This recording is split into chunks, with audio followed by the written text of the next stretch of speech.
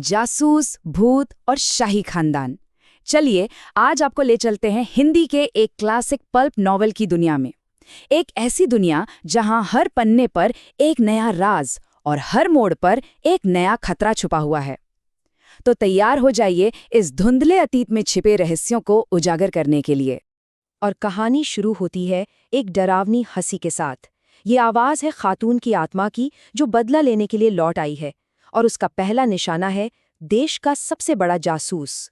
कहानी हमें ले चलती है एक बहुत ही शानदार पार्टी में।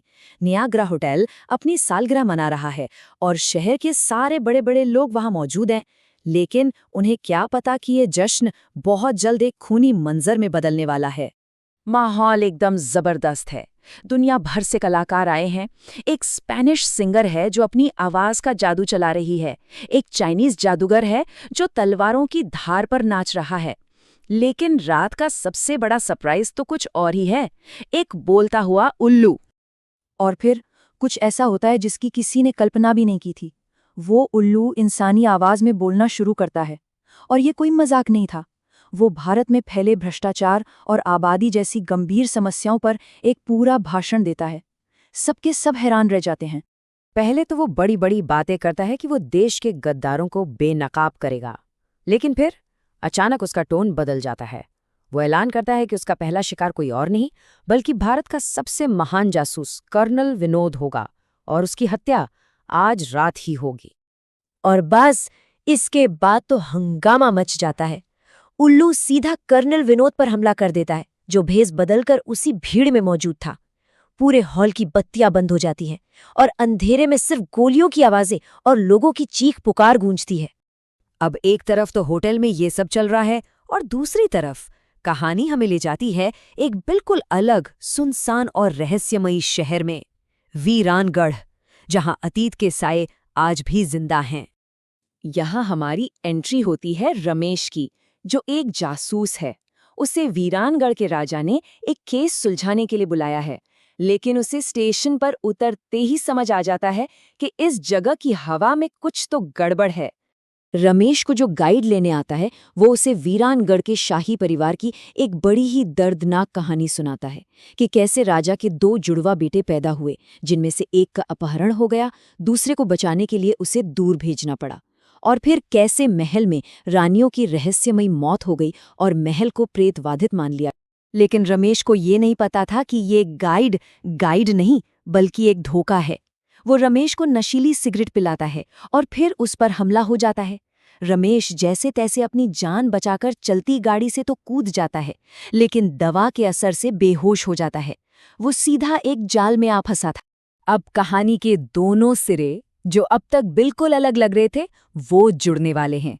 एक जासूस पर हुआ हमला और एक खोए हुए राजकुमार की कहानी, और इन दोनों को जोड़ेगी एक तस्वीर। खैर, रमेश की किस्मत अच्छी थी। उसे राजा के असली आदमियों ने बचा लिया और वो नकली गाइड मारा गया। होश में आने के बाद रमेश आखिरकार राजा चंद्र सिंह से मिलता है। राजा के कमरे में रमेश की नज़र एक पुरानी तस्वीर पर पड़ती है। तस्वीर में राजा के साथ उनका एक दोस्त है, वही दोस्त जिसने दूसरे राजकुमार को पाला था। रमेश को वो चेहरा जाना पहचाना लगता है, पर कहाँ देखा है उसे याद नहीं आता। और फिर अचानक उसके दिमाग में बिजली सी कौंधती है। ये चेहरा तो धर्मजय का है, कर्नल विनोद का गार्जियन, और इसी एक पल में सारे राज खुल जाते हैं। और यहीं पर कहानी पूरी तरह पलट जाती है। नियाग्रा होटल का हीरो, भारत का सबसे बड़ा जासूस कर्नल विनोद, असल में वीरानगढ़ का खोया हुआ राजकुमार है, और सबसे बड़ी बात, उसे खुद इस बारे में कुछ नहीं पता। लेकिन रुकिए, कहानी में अभी एक और बड़ा ट्विस्ट बाकी है।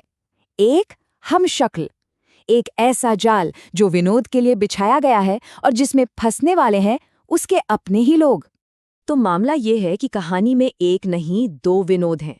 एक है असली कर्नल विनोद जो जीनियस जासूस है, और दूसरा है रंजीत, एक आम सा आदमी जिसकी शक्ल हूबहू विनोद से मिलती है। दुश्मनों ने विनोद को पकड़ने के लिए इसी हमशक्ल का इस्तेमाल किया है, और विलन्स का ये जाल काम कर जाता है। विनोद का सबसे करीबी दोस्त हमीद हमशक्ल रंजीत के साथ पकड़ा जाता है, उन्हें पकड़ता है राणा संग्राम सिंह, एक खतरनाक विलेन, और उसे यही लगता है कि उसने असली कर्नल विनोद को पकड़ लिया है। संग्राम सिंह हमीद को बताता है कि वो तो बस एक मोहरा है।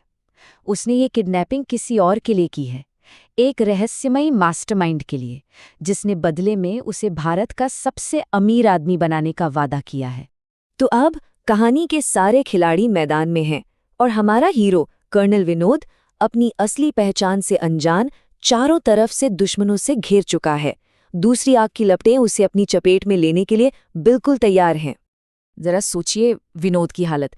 एक तरफ खातून की आत्मा है जो उसे मारना चाहती है, दूसरी तरफ एक खतरनाक किडनैपर है जिसके कब्जे में उसके दोस्त हैं। पर्दे के पीछे एक मास्टरमाइंड है जो सारे खेल रच रहा है।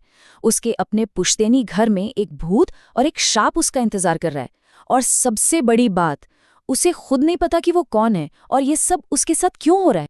इतने सारे दुश्मन, इतने सारे राज और इतने सारे जाल। अब सवाल ये है कि जब हर कोई उसके खून का प्यासा हो, तो क्या कर्नल विनोद यानी वीरानगढ़ का राजकुमार इस दूसरी आग से जिंदा बच पाएगा?